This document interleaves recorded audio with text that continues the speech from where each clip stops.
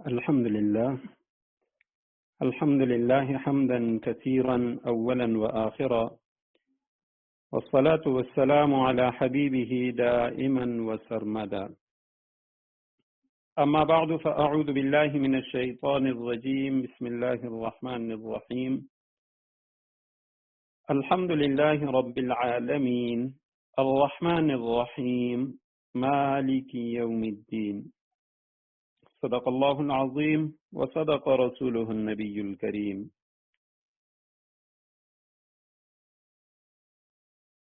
شروع اللہ کے نام سے جو سب پر مہربان بہت مہربان ہے. الحمدللہ رب العالمین، تمام تعریفیں اللہ کی ہیں جو تمام جہانوں کا پروردگار ہیں. الرحمن، جو سب پر مہربان، الرحیم، بہت مہربان ہے. مالک یوم الدین، جو روز جزا کا مالک ہے. بسم اللہ. اور سورہ فاتحہ کی ابتدائی 3 آیات کا ترجمہ میں نے عرض کیا ہے. باقی جہاں سے درس ہم نے گزشتہ بدھ والے دن چھوڑا تھا، وہیں سے انشاءاللہ آغاز کریں گے. البتہ ساتھ ساتھ قرآن کریم کی سورہ فاتحہ کی جو آیات ہیں اس کا ترجمہ بھی ساتھ ساتھ انشاءاللہ چلائیں گے، اگرچہ اس پہ بعد میں آئے گی، تفصیل سے انشاءاللہ اس پہ گفتگو ہوگی. تو یہ ترجمہ حضرت شیخ الاسلام مفتی محمد تقی عثمانی صاحب دامت برکاتہم العالیہ کا جو آسان ترجمہ قرآن ہے اس سے میں نے لیا ہے، اور یہ آج تک الحمدللہ اردو کے جتنے تراجم ہو چکے ہیں قرآن کریم کے، اس میں سب سے بہترین ترجمہ ہے. تو جب ہم قرآن کی طرف آئیں گے انشاءاللہ ساتھ ساتھ اس ترجمے پہ اور اس ترجمے کی جو خصوصیات ہیں، امتیازات ہیں، اس پہ گفتگو ہوتی جائے گی. تو آج ہم نے درس کے ساتھ ساتھ بسم اللہ الرحمن الرحیم کا ترجمہ، کہ شروع اللہ کے نام سے جو سب پر مہربان بہت مہربان ہے. الحمدللہ رب العالمین، تمام تعریفیں اللہ کی ہیں جو تمام جہانوں کا پروردگار ہے. الرحمن، جو سب پر مہربان، الرحیم، بہت مہربان ہے. مالک یوم الدین، جو روز جزا کا مالک ہے. تو انشاءاللہ یہ ترجمہ بھی یاد کریں، اور بعد میں انشاءاللہ اس پہ پھر تفصیلی گفتگو ہوگی کہ یہ الفاظ جو ہیں یہ قرآن کریم کے الفاظ کے، یہ ترجمہ کے الفاظ اس کے کتنے قریب ہیں. تو گزشتہ درس میں یہاں تک ہماری گفتگو ہوئی تھی کہ وحی کی ضرورت و اہمیت، اور اس کے بعد وحی کی ابتدائی اقسام.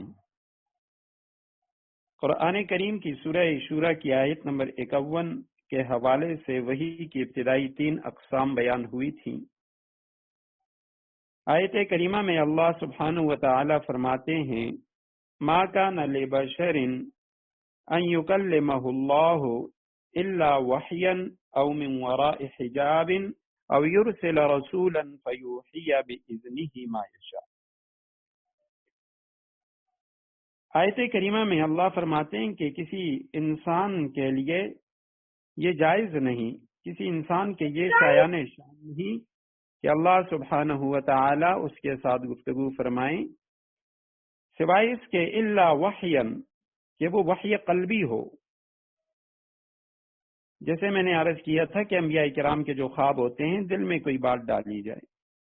او من وراء حجاب، یا کلام الہی ہو، اللہ کا کلام ہو، اللہ ڈائریکٹ اپنے خاص نبی سے گفتگو فرمائیں. او یرسل رسولا، یا اللہ کسی فرشتے کو بھیجیں، فیوحی باذنہ ما یشاء، اس کے ذریعے اللہ جسے جو وحی نازل کرنا چاہیں اس وحی کو نازل کریں. تو یہ وحی کی ابتدائی 3 قسمیں ہیں.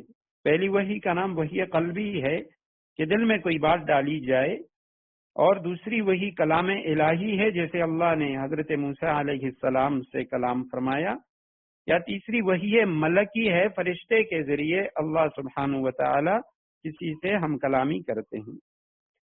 یہ تو عام ہے، جتنے بھی انبیاء کرام گزرے ہیں سب کے ساتھ اللہ تعالی نے ان اقسام میں سے کسی قسم کے ساتھ یا بعض نبیوں کے ساتھ تینوں صورتوں میں اللہ سبحانہ و تعالی نے گفتگو فرمائی ہے۔ اب سب سے قبل کہ یہ وحی جس کی ضرورت و اہمیت کو ہم نے پڑھ لیا، یہ ہے کیا؟ بار بار یہ لفظ آتا ہے تو علماء نے لکھا کہ وحی کا لغوی معنی ہے لکھنے کے، اشارہ کرنے کے یا الہام کے، اور خفیہ جو کلام ہوتا ہے پوشیدہ کلام، اس کو بھی وحی کہا جاتا ہے۔ علامہ زبیدی رحمہ اللہ وہ فرماتے ہیں وہی اس کلام کو کہتے ہیں جس کو اللہ سبحانہ و تعالی اپنے نبیوں کی طرف نازل کرتا ہے۔ ہر وہ کلام جو اللہ اپنے نبیوں کی طرف نازل فرماتا ہے اس کو وحی کہتے ہیں۔ اب اس میں قرآن کریم میں بھی دو لفظ استعمال ہوئے ہیں، ایک لفظ وحی کا ہے اور ایک لفظ ایحاء کا ہے، تو اس سے ایک بہت بڑا جو شبہ ہے وہ بھی دور ہو جاتا ہے۔ علامہ انور شاہ کشمیری رحمہ اللہ وہ فرماتے ہیں وحی کا لفظ یہ نبیوں کے ساتھ خاص ہے، وحی صرف نبی پہ ہوتی ہے، نبی کے علاوہ کسی پہ وحی نہیں ہوتی۔ اب ایک اور لفظ جو ایحاء ہے یہ عام ہے، یہ نبیوں پہ بھی ہو سکتا ہے، نبیوں کے علاوہ بھی ہو سکتا ہے۔ جیسے قرآن کریم میں اللہ سبحانہ و تعالی نے حضرت موسیٰ علیہ السلام کی والدہ محترمہ کے بارے میں فرمایا وَأَوْحَيْنَا إِلَىٰ أُمِّ مُوسَىٰ أَنْ أَرْضِعِيهِ، ہم نے موسیٰ علیہ السلام کے والدہ کی طرف وحی کی، تو یہ ایحاء کے معنی میں ہے کیونکہ وہ نبیہ نہیں تھی۔ جمہور علماء اہل سنت کے ہاں عورتیں جو ہیں وہ عورتوں میں کوئی بھی عورت وہ نبی نہیں گزری، تو اس آیت کریمہ میں وحی سے مراد وہ جو اصطلاحی وحی ہے نبیوں والی وہ مراد نہیں ہے، یہ الہام ہے، دل میں بات ڈالنا ہے۔ اسی طرح ایک مقام پہ فرمایا وَأَوْحَىٰ رَبُّكَ إِلَى النَّحْلِ، تیرے رب نے شہد کی مکھی کی طرف الہام کیا، تو یہ بھی اس وحی کے معنی میں نہیں ہے۔ اسی طرح دیگر بہت سارے مقامات میں شیطانوں کے بارے میں ہے وَإِنَّ الشَّيَاطِينَ لَيُوحُونَ إِلَىٰ أَوْلِيَائِهِمْ، کہ شیطان جو ہے وہ بھی اپنے دوستوں کی طرف الہام کرتے ہیں، ان کے دلوں میں بات ڈالتے ہیں۔ یہاں بھی ایحاء کا لفظ استعمال ہوا ہے، تو یہ وہی خفیہ بات جو ہے اس کے معنی میں استعمال ہوا۔ تو اب جناب محمد الرسول اللہ صلی اللہ علیہ وسلم پر جو وحی نازل ہوئی، اب طریقے تو وہی تین ہیں، وہی تین صورتیں ہیں کہ یا تو اللہ دل کے اندر کوئی بات ڈالتے ہیں، یا خود تکلم فرماتے ہیں، یا کسی فرشتے کے ذریعے اللہ وحی بھیجتے ہیں۔ لیکن نبی علیہ الصلوۃ والسلام پر انہی صورتوں میں سے، انہی تین صورتوں میں سے مختلف صورتوں میں وحی نازل ہوئی۔ علماء نے ان کے بارے میں لکھا ہے تقریباً 46 طریقے ہیں اس کے، تو ان میں جو اہم طریقے ہیں وہ تقریباً 7 ہیں جو اہم ہیں، اور جن میں نبی علیہ الصلوۃ والسلام پہ اکثر وحی نازل ہوئی ہے، تو انہی جو یہ صورتیں ہیں ان کو میں عرض کرتا ہوں۔ سب سے جو پہلی صورت ہے نبی علیہ السلام پہ وحی نازل ہونے کی، اس کا نام ہے سلسلۃ الجرس، گھنٹی کی آواز۔ یہ وحی کی ایک صورت ہوتی تھی۔ بخاری شریف میں حضرت ام عائشہ صدیقہ رضی اللہ تعالیٰ عنہ کی روایت ہے کہ حارث ابن ہشام نے آپ علیہ الصلوۃ والسلام سے سوال کیا یا رسول اللہ آپ پہ وحی کیسے نازل ہوتی ہے؟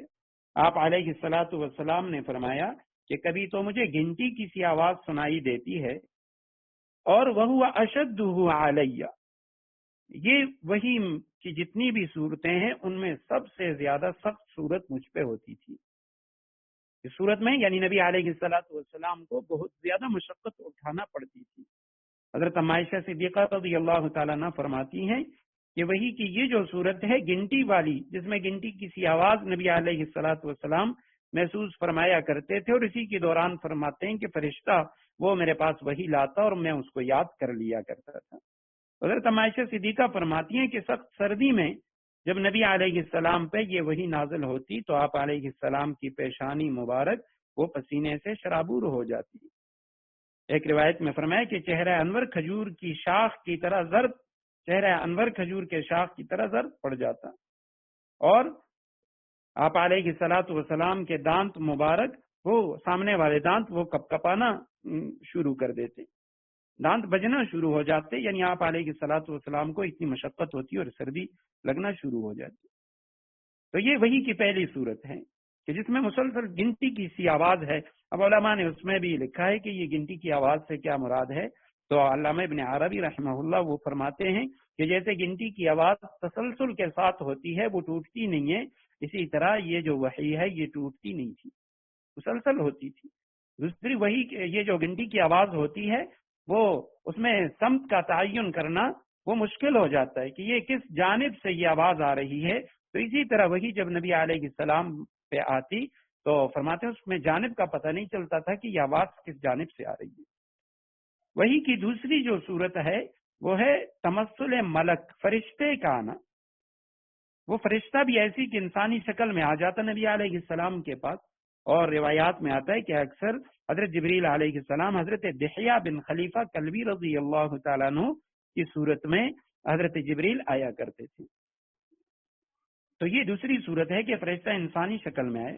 اس کے علاوہ بھی جیسے مشہور وہ حدیث جبریل ہے، تو اس میں حضرت عمر رضی اللہ تعالیٰ عنہ راوی ہیں، وہ فرماتے ہیں کہ حضرت جبریل آئے، وہ ایک عام انسان کی شکل میں آئے تھے، اور نہ ہمیں وہ یوں لگ رہا تھا کہ یہ مدینہ منورہ کا کوئی باشندہ ہے اور نہ مسافر۔ تو اس کے لباس بالکل صاف ستھرا، اس کا بدن بالکل صاف ستھرا، لیکن ہم میں سے کوئی اس کو جانتا نہیں تھا، حضرت جبریل امین تھے۔ تو یہ وہی کی دوسری صورت ہے کہ فرشتہ کسی انسانی شکل میں آ جائے، اور نبی علیہ السلام فرماتے ہیں وَهُوَ أَهْوَنُهُ عَلَيَّ۔ وہی کی تمام صورتوں میں سے سب سے آسان صورت یہ ہوتی تھی کہ جبریل انسانی شکل میں آ کے نبی علیہ السلام کے پاس جو پیغام اس نے پہنچانا ہوتا وہ پیغام پہنچا دیتے اور واپس تشریف لے جاتے۔ وہی کی تیسری صورت ہے فرشتہ اپنی اصلی صورت میں آئے۔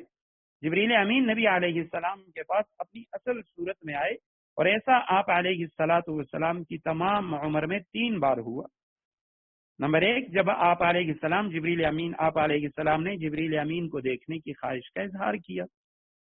نمبر 2، معراج کی شب، اور نمبر 3، مکہ مکرمہ کے مقام اجیات پر۔ یہ 3 مواقع ہیں جو روایات میں آتا ہے کہ آپ علیہ السلام نے جبریل امین کو اس کی اصل صورت میں دیکھا۔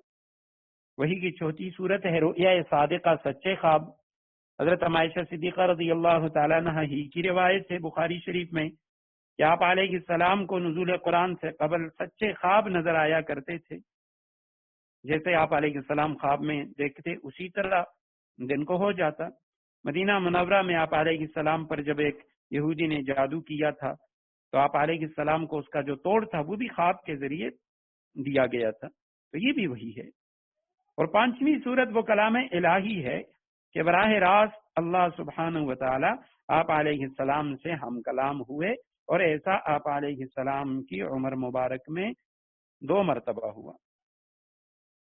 ایک بار تو حالت بیداری میں معراج کی شب نبی علیہ السلام نے اللہ سبحانہ و تعالی سے ہم کلامی کی، اور ایک بار خواب میں بھی نبی علیہ السلام نے اللہ سبحانہ و تعالی سے ہم کلامی کا شرف حاصل کیا۔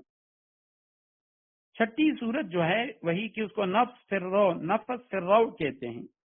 جبریل امین کسی شکل میں آئے بغیر، کسی بھی، نہ انسانی شکل میں آئے نہ اپنی اصلی صورت میں آئے، بلکہ بغیر کسی شکل میں آئے آپ علیہ السلام کے قلب مبارک میں القاء فرما دیا کرتے تھے۔ یہ وہی کی 6ٹھی صورت ہے، اور روایات میں اس کا بھی ذکر ملتا ہے۔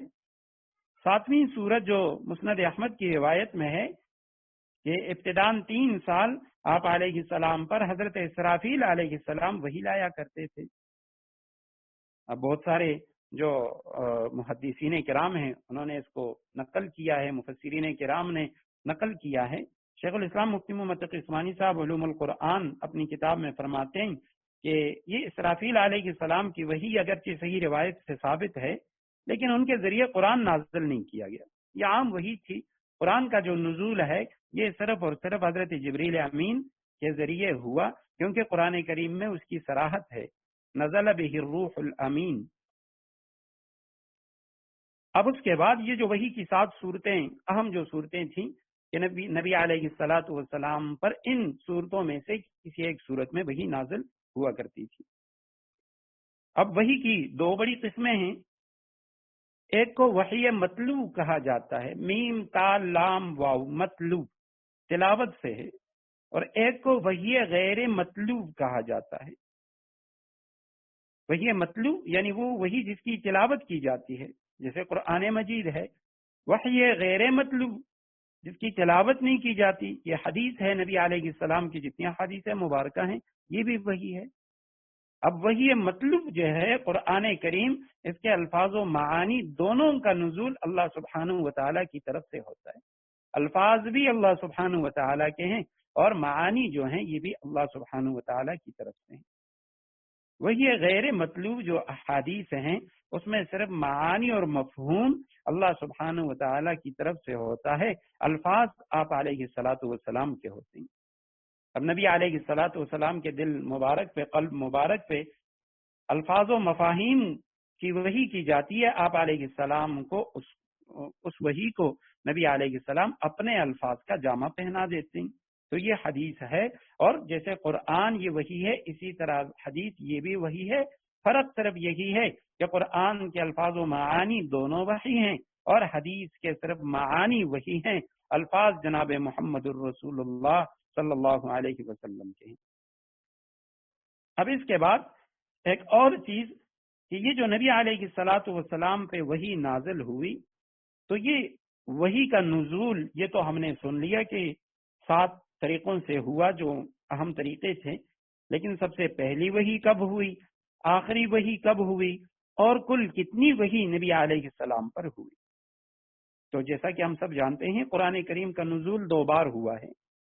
ایک بار تو لیلۃ القدر میں جو لوح محفوظ سے بیت العزہ، جس کو بیت المعمور بھی کہتے ہیں، آسمانوں کے اوپر خانہ کعبہ کے بالکل یعنی اس کے اوپر یہ فرشتوں کا کعبہ ہے جس کا فرشتے طواف کرتے ہیں. اب یہ لیلۃ القدر میں ایک بار لوح محفوظ سے بیت العزہ یا بیت المعمور پر قرآن کا نزول ہوا، اور پھر وہاں سے بیت العزہ یا بیت المعمور سے نبی علیہ الصلاۃ والسلام پر 23 سال کے عرصے میں قرآن کریم کا نزول ہوا. اب جب پہلی وحی ہے، مشہور ہے نبی علیہ الصلاۃ والسلام غار حرا میں تھے اور وہاں پہ جبریل امین سورہ علق کی پہلی 5 آیات لے کر آئے. یہ قرآن کریم کی پہلی وحی تھی. 21 رمضان المبارک صحیح، بہت ساری روایتیں اس میں صحیح روایت کے مطابق 21 رمضان بروز پیر 10 اگست 610 عیسوی کو یہ پہلی وحی نازل ہوئی. قمری حساب سے، یعنی جو قمری مہینے ہیں شوال، ذی القعدہ، ذی الحجہ، محرم، اس حساب سے آپ علیہ السلام کی عمر مبارک 40 سال 6 ماہ اور 12 دن تھی. اور شمسی حساب سے جنوری فروری کے حساب سے، چونکہ وہ سال اس سے 10 دن بڑا ہوتا ہے، تو اس حساب سے آپ علیہ السلام کی عمر مبارک 39 سال 3 ماہ اور 22 دن تھی. یہ آپ علیہ السلام پر پہلی وحی تھی. اور اس کے بعد وہ مشہور واقعہ حضرت اماں خدیجۃ الکبریٰ رضی اللہ تعالیٰ عنہ کے پاس آئے نبی علیہ السلام، وہ انشاءاللہ قرآن میں بھی آئے گا اور حدیث میں بھی ہم نے وہ واقعہ بار بار سنا ہے. اب قرآن کریم کی جو آخری آیت ہے، سب سے آخری آیت، وہ وَاتَّقُوا يَوْمًا تُرْجَعُونَ فِيهِ إِلَى اللَّهِ، سورہ بقرہ کی آیت نمبر 281 ہے. یہ سب سے آخری آیت ہے، وَاتَّقُوا يَوْمًا تُرْجَعُونَ فِيهِ إِلَى اللَّهِ. وہی کا جو سب سے کم ٹکڑا نبی علیہ السلام پہ نازل ہوا وہ سورہ نساء کی آیت نمبر 95 کا یہ ٹکڑا ہے، غیر اولی الضرر. یہ سب سے کم وہی نازل ہوئی تھی. اور سورہ انعام جو ایک بڑی سورت ہے قرآن کی، یہ مکمل ایک بار نازل ہوئی. آپ علیہ الصلاۃ والسلام پر نازل ہونے والی جو کل وحی ہے یہ تقریباً 26,000 بار ہے. 26,000 مرتبہ نبی علیہ السلام پر وحی نازل ہوئی. قمری سال کے جو 355 ایام ہیں، تو اگر نبوت کے جو 23 سال ہیں آپ علیہ السلام کے 8,165 دن بنتے ہیں، اس پر اگر ہم 26,000 کو تقسیم کریں تو پتہ چلتا ہے کہ روزانہ حضرت جبریل علیہ السلام نبی علیہ السلام کے پاس 3 بار آئے. روزانہ 3 مرتبہ نبی علیہ الصلاۃ والسلام پر اللہ سبحانہ و تعالیٰ نے وحی بھیجی. یہ اللہ سبحانہ و تعالیٰ کی نبی علیہ السلام سے جو محبت تھی اور اللہ کی نگاہ میں نبی علیہ السلام کا جو مقام تھا وہ بھی اس سے واضح ہوتا ہے. اب اس سے آگے کہ نبی علیہ الصلاۃ والسلام پر جب بھی نہیں وحی نازل ہوتی تو آپ علیہ الصلاۃ والسلام اس نازل ہونے والی وحی کو جس طرح مردوں کی محفل میں سنایا کرتے تھے، اسی طرح نبی علیہ السلام عورتوں کی محفل میں بھی، عورتوں کی مجلس میں بھی اس کو سنا دیا کرتے تھے. اور بعض صحابہ کرام ایسے تھے کہ جو صحابہ نبی علیہ السلام ان کو بلایا کرتے اور وہ نبی علیہ السلام پر نازل ہونے والی وحی کو لکھ لیا کرتے تھے۔ معجم الزوائد اور طبرانی شریف کی روایت ہے، حضرت زید بن ثابت رضی اللہ تعالیٰ عنہ فرماتے ہیں کہ جب نبی علیہ السلام پر کوئی بھی وحی نازل ہوتی تو نبی علیہ السلام فوراً مجھے بلاتے اور میں نبی علیہ السلام کے پاس چلا جاتا۔ جب نبی علیہ السلام پہ وحی مکمل ہو جاتی تو اس کے بعد میں مونڈے کی ہڈی یا کسی اور چیز کا ٹکڑا لے کر آپ علیہ السلام پر نازل ہونے والی اس آیت کو لکھتا اور آپ علیہ السلام اس کے لکھنے کے بعد مجھے فرماتے کہ بھئی مجھے سناؤ، میں آپ علیہ السلام کو سنا دیتا، پھر آپ علیہ السلام اس کی تصدیق فرما دیا کرتے۔ تو اسی طرح نبی علیہ السلام نے مختلف مواقع پر صحابہ کرام کو بلایا اور صحابہ کرام اس وحی کو لکھا کرتے تھے۔ یہ جو کاتبین وحی ہیں یعنی وحی کو لکھنے والے صحابہ کرام، تو اس کے بارے میں مشہور تو 25 ہیں، لیکن ڈاکٹر وہبہ الزحیلی عرب کے بہت بڑے ڈاکٹر گزرے ہیں جنہوں نے تفسیر منیر عربی میں لکھی ہے، وہ فرماتے ہیں کہ جب میں نے تحقیق کی تو تحقیق سے پتہ چلا کہ یہ تقریباً 60 صحابہ کرام ہیں جو وحی لکھنے والے ہیں، جن کو کاتبین وحی کہا جاتا ہے۔ ان میں حضرات خلفائے راشدین ہیں، سیدنا صدیق اکبر رضی اللہ تعالیٰ عنہ، عمر فاروق رضی اللہ تعالیٰ عنہ، حضرت عثمان غنی رضی اللہ تعالیٰ عنہ، حضرت علی کرم اللہ وجہہ، اور حضرت ابی بن کعب، حضرت زبیر، حضرت معاویہ، اور اسی طرح مغیرہ ابن شعبہ، حضرت خالد ابن ولید، حضرت ثابت ابن قیس، حضرت عباد ابن سعید رضوان اللہ تعالی علیہم اجمعین۔ یہ صحابہ کرام جو ہیں یہ خاص قابل ذکر ہیں، مشہور صحابہ کرام ہیں جو کاتب وحی تھے۔ اب ایک اور چیز کی طرف آتے ہیں، یہ جو وحی ہے اور کشف و الہام ہے، اس میں کیا فرق ہے؟ وحی انبیاء کرام کے ساتھ خاص ہے۔ اب بعض اوقات اللہ سبحانہ و تعالیٰ اپنے خاص بندوں کو کچھ باتیں بتا دیتا ہے، اسے کشف یا الہام کہتے ہیں۔ حضرت مجدد الفسانی رحمہ اللہ، انہوں نے اس میں یہ فرق لکھا ہے، فرماتے ہیں کشف کا تعلق حسیات سے ہے، یعنی جو چیزیں ہمیں آنکھوں سے نظر آتی ہیں جن کو ہم دیکھ سکتے ہیں، کشف کا تعلق ان کے ساتھ ہے، جبکہ الہام کا تعلق یہ وجدانیات کے ساتھ ہے، ایسی چیزیں جن کو ہم پا لیتے ہیں، جن کا ہم ادراک کر لیتے ہیں، اس میں کوئی چیز نظر نہیں آتی، بس دل میں ایک بات ڈال دی جاتی ہے، اللہ تعالیٰ کی طرف سے ایک عطا ہوتی ہے، ایک نعمت ہوتی ہے، القاء ہوتا ہے۔ اسی لیے وہ فرماتے ہیں کہ الہام یہ کشف کی بنسبت زیادہ صحیح ہوتا ہے۔ الہام جو ہے دل میں جو بات ڈالی جاتی ہے، یہ کشف کی بنسبت زیادہ صحیح ہوتا ہے۔ تو یہ تو وحی سے متعلق جو چیزیں تھیں، وحی کے جو طریقے تھے، اور اسی طرح وحی، کشف اور الہام اور کاتبین وحی، اس کے حوالے سے ہم نے سن لیا، اور یہ چیزیں انتہائی اہم ہیں کیونکہ بعد میں بہت ساری ایسی چیزیں ہمارے سامنے آئیں گی جن میں یعنی ہمیں یہ چیزیں کام دیں گی کہ نبی علیہ السلام نے اپنی زندگی میں قرآن کریم لکھوایا ہے۔ مختلف صحابہ کرام سے نبی علیہ السلام نے کاتبین وحی سے قرآن لکھوایا، تو انشاءاللہ جب قرآن کریم کے متعلق، جب تاریخ قرآن سے متعلق ہماری گفتگو ہوگی، اس میں ہمیں یہ چیز کام دے گی۔ اب اس سے آگے ایک چیز ہے کہ بھئی جب یہ وحی نبی علیہ السلام پہ نازل ہوئی، قرآن کریم کی یہ 30 پارے نازل ہوئے، تو کیا وجہ ہے کہ اس میں بعض صورتیں ایسی ہیں جن کو ہم کہتے ہیں یہ مکی صورتیں ہیں، بعض صورتوں کو ہم مدنی صورتیں کہتے ہیں، بعض آیتوں کو ہم مکی آیات کہتے ہیں، بعض آیتوں کو ہم مدنی آیات کہتے ہیں۔ تو بھئی اس کا تعارف کیا ہے؟ تو مکی اور مدنی آیات، اس کا تعارف پیش کر رہا ہوں۔ اس میں علماء نے بہت ساری تعریفیں لکھی ہیں، لیکن جو سب سے صحیح تعریف ہے ہمیں بس وہی یاد کرنی چاہیے کہ وہ صورتیں جو ہجرت سے پہلے نازل ہوئیں، آپ علیہ الصلاۃ والسلام کی مدینہ منورہ ہجرت سے پہلے جو صورتیں یا جو آیتیں نازل ہوئیں وہ مکی ہیں، اگرچہ وہ یعنی نبی علیہ الصلاۃ والسلام کی ہجرت کے بعد منا میں نازل ہوئیں یا عرفات میں نازل ہوئیں یا سفر معراج میں، جہاں بھی جو آیتیں نبی علیہ الصلاۃ والسلام کی ہجرت کے بعد نازل ہوئیں ان کو مدنی، اور جو ہجرت سے قبل نازل ہوئیں، ہجرت سے پہلے نازل ہونے والی جو آیتیں یا صورتیں ہیں ان کو مکی آیات یا مکی صورتیں کہا جاتا ہے۔ اب یہ صورتیں چاہے مکہ میں نازل ہوئی تب بھی مکی ہیں، یا مکہ سے باہر منا عرفات میں یا سفر معراج میں، تو یہ ساری مکی آیتیں یا مکی صورتیں کیونکہ یہ ہجرت سے پہلے نازل ہوئی۔ اور وہ صورتیں یا وہ آیتیں جو ہجرت کے بعد جب نبی علیہ السلام مدینہ منورہ تشریف لے گئے اس کے بعد نازل ہوئی، وہ مدنی آیات ہیں یا مدنی صورتیں ہیں۔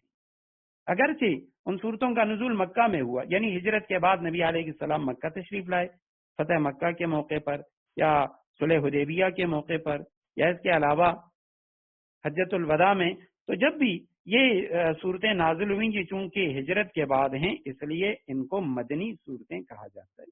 ہجرت سے قبل والی صورتیں یا آیات وہ مکی ہیں، چاہے جہاں بھی نازل ہوئی اس میں مکہ یا مدینے کا کوئی ذکر نہیں ہے، اور ہجرت کے بعد والی جو آیتیں یا صورتیں ہیں وہ مدنی ہیں، چاہے وہ مدینہ کے اندر نازل ہوئی یا مدینہ سے باہر یا مکہ میں کیوں نازل نہ ہوئی ہوں، لیکن وہ مدنی آیات ہیں۔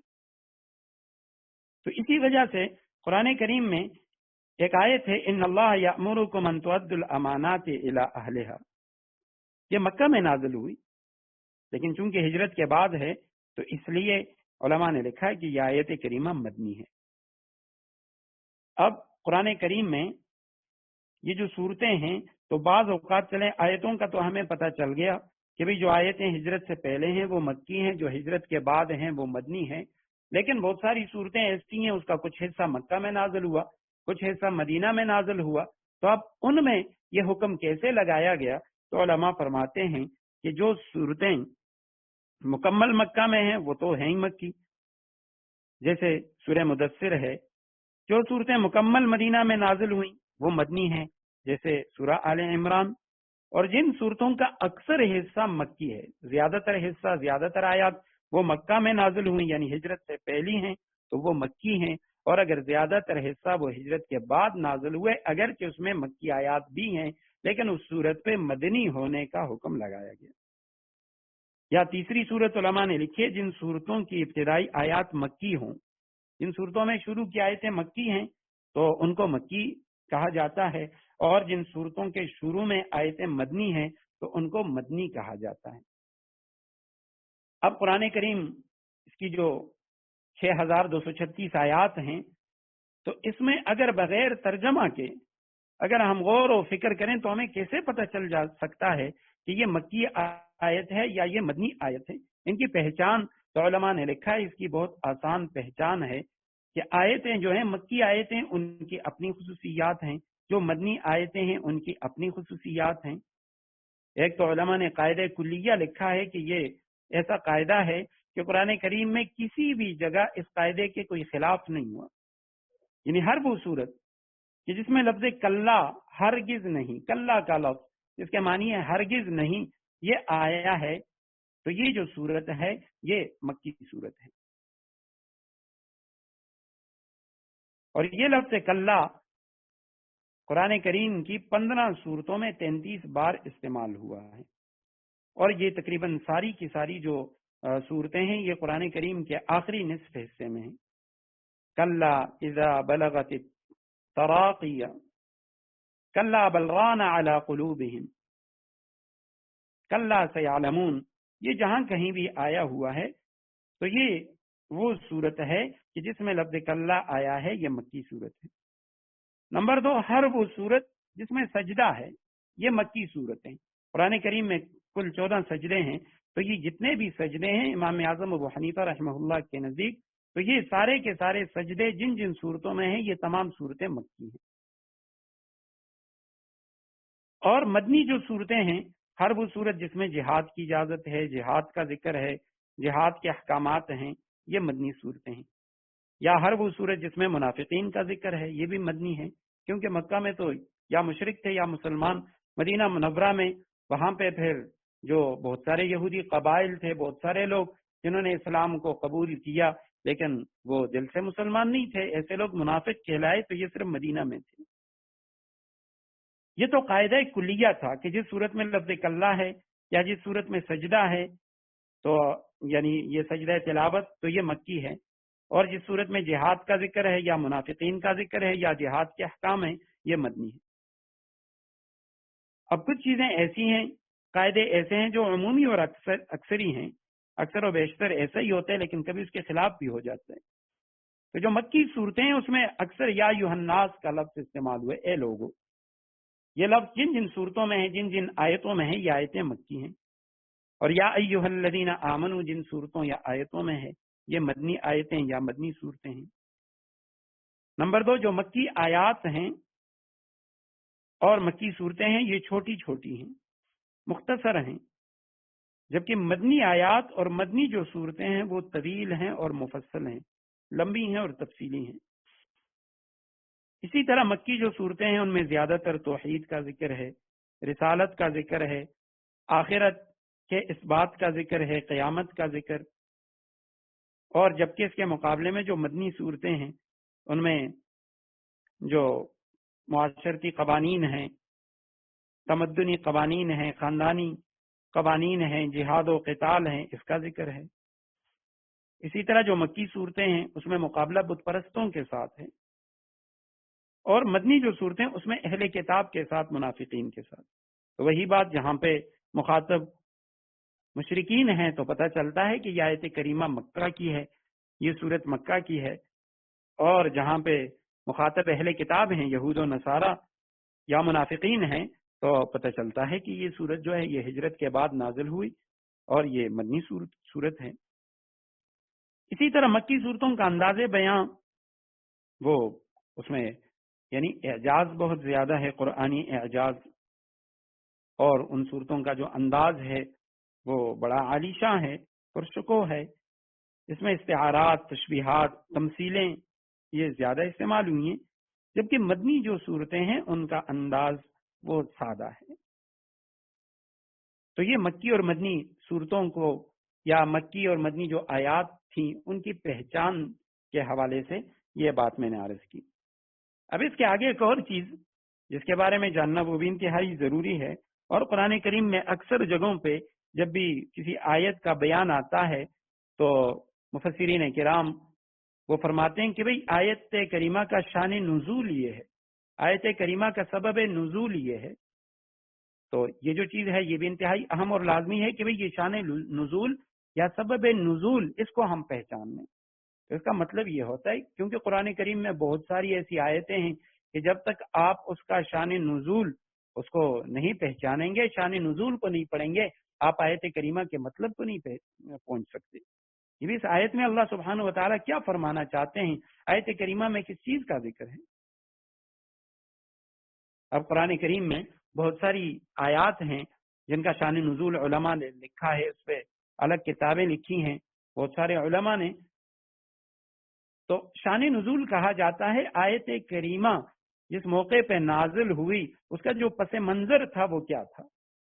جیسے مثلا قرآن کریم میں نبی علیہ الصلاۃ والسلام سے ایک سوال ہوتا ہے، کفار آئے اور نبی علیہ الصلاۃ والسلام سے کہنے لگے کہ بھئی یہ کیا وجہ ہے، وقال الذین کفروا لولا نزل هذا القرآن جملۃ واحدہ لولا نزل علیہ القرآن جملۃ واحدہ، کہ بھئی یہ قرآن کریم یکبارگی نازل کیوں نہیں ہوا۔ اب جب انہوں نے سوال کیا، نبی علیہ الصلاۃ والسلام اپنی طرف سے کوئی جواب تو نہیں دیا کرتے تھے، اللہ سبحانہ و تعالیٰ نے، کیونکہ اب تورات وہ یکبارگی نازل ہوئی، پوری کتاب اللہ نے حضرت موسیٰ علیہ السلام کے حوالے فرما دی، کوہ طور پہ گئے اور وہاں پہ مکمل کتاب حضرت موسیٰ کے حوالے ہو گئی، پوری کتاب لا کے قوم والوں کے سامنے انہوں نے اس کا درس دینا، اس کو پڑھنا شروع کیا۔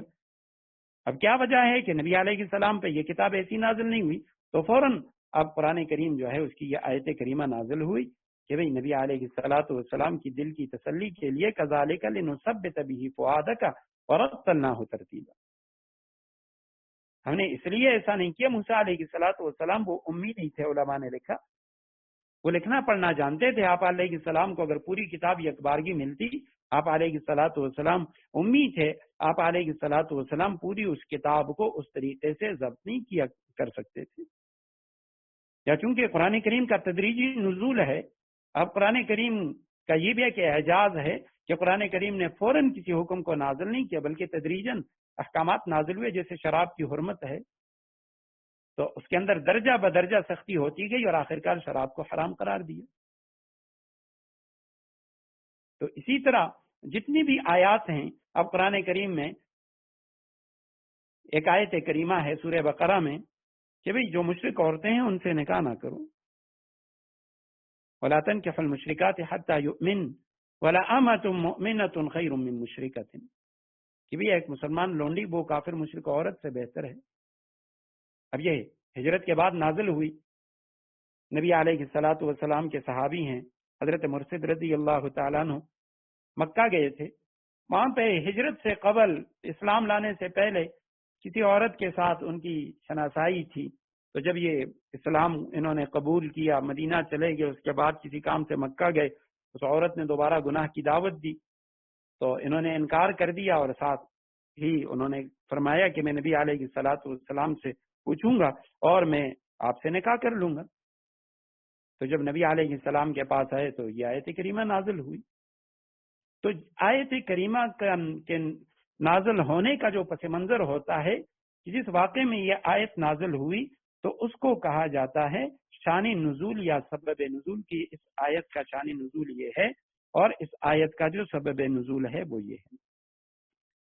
اس کے بعد ایک اور چیز ہے کہ بھئی یہ جو قرآن کریم ہے، نبی علیہ الصلوۃ والسلام پر جب قرآن کا نزول ہوتا تھا تو صحیح حدیث میں آتا ہے کہ ایک بار حضرت جبریل علیہ السلام تشریف لائے اور نبی علیہ الصلوۃ والسلام سے فرمائے کہ اپنی امت جو ہے اس کو قرآن کریم کی جو ایک لغت ہے، ایک حرف ہے، اس پہ جمع کرو، یعنی ایک ہی لغت میں یہ سارے جو ہیں اس کو پڑھیں۔ نبی علیہ الصلوۃ والسلام نے فرمایا نہیں، میری امت جو ہے وہ اس میں مشقت میں پڑ جائے گی، اور اسی طرح بار بار وہ آتے گئے جاتے گئے، آخرکار یہ جو 7 حروف ہیں، نبی علیہ الصلوۃ والسلام نے فرمایا کہ ان اللہ تعالی انزل القرآن علی 7 احرف، کہ اللہ نے قرآن کو 7 حروف پر نازل فرمایا۔